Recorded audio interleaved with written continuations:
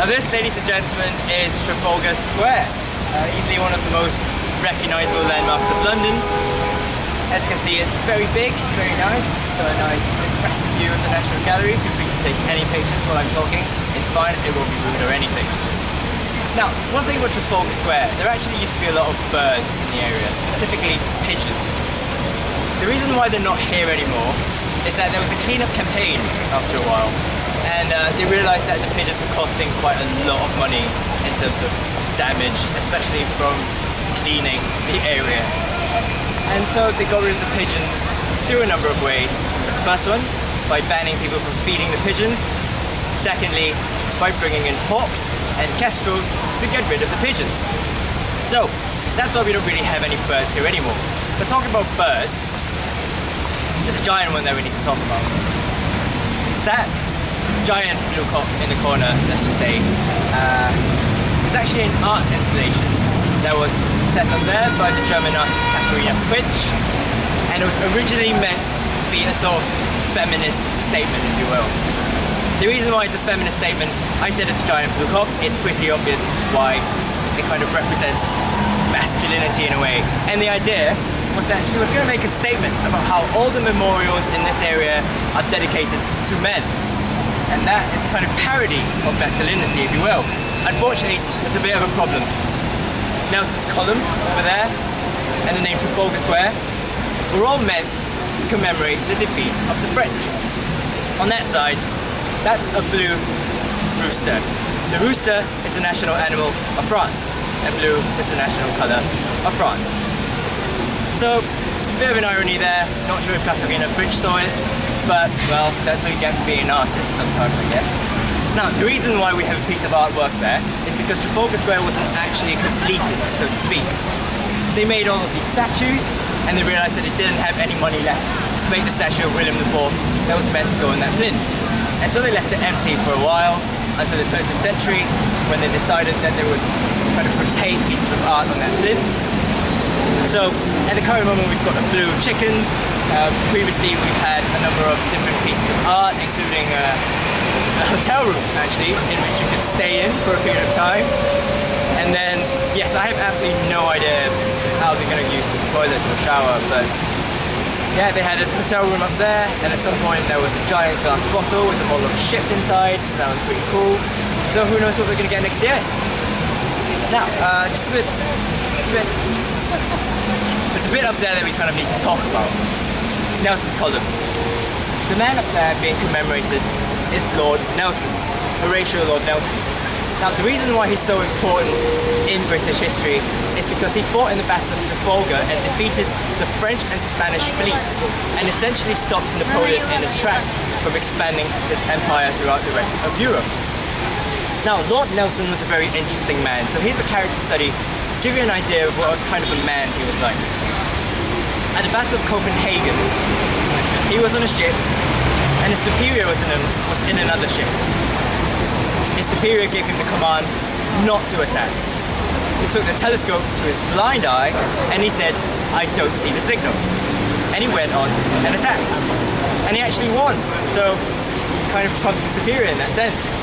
And at the Battle of Trafalgar, his most famous battle, and unfortunately his last, Napoleon had gathered French and Spanish fleets in Spain, and Lord Nelson was leading the British fleet. Now, the thing about Lord Nelson is that he liked to command his men for the deck of the ship, and that's right on top of the ship. He also liked wearing his medals because he was very proud of them. They also shine a lot in the sunlight.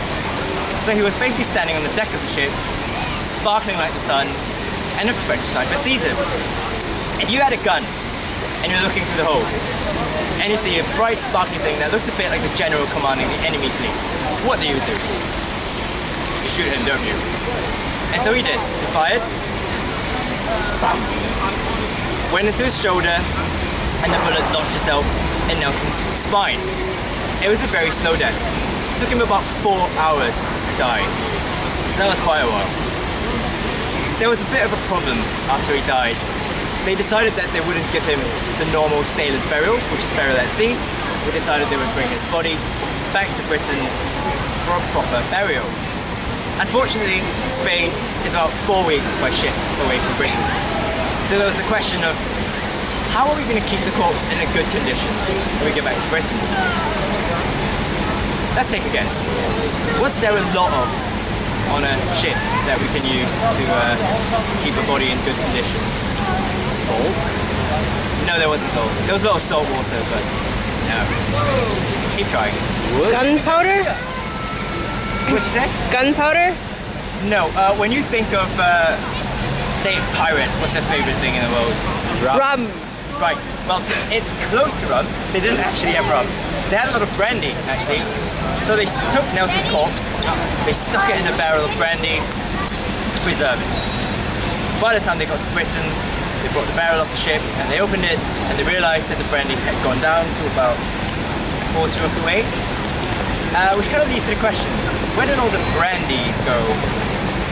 That's a very interesting question, because what someone suspected was that obviously they just won a war, just won a battle, they decided to have a good time, they drank a lot of alcohol, they pretty much drunk the ship dry, and they suspected that there was only one barrel of alcohol left, which was the one that Nelson was in.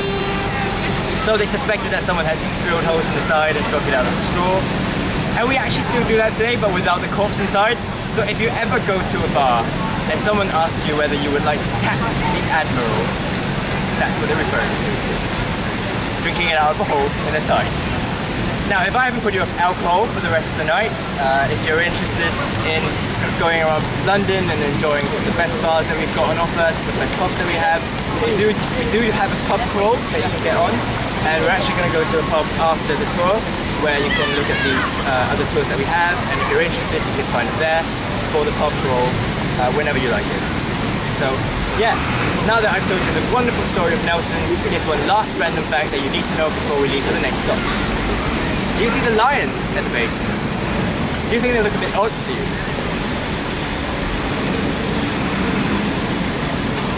You mean aside from the fact that the lady's sticking her hand in the mouth?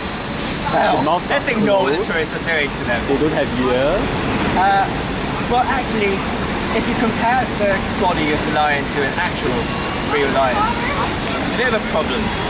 The paws are a bit different, the back of the lion is a bit different, and the reason for that is because the sculpture, he tried to make the sculptures using the real corpse of the lion as a model. But by the time he kind of finished like the head of the lion, all he had left was a kind of festering pool of lion corpse. He couldn't work from it, and so he ended up using a Cocker Spaniel, which is basically a dog, as a model for the back of the lion, and the paws in the front are actually based on that of a household cat. So, it's a bit of an interesting story why the lions look the way they are. So, we're going to take a couple of pictures, and then we're going to make our way to the next one.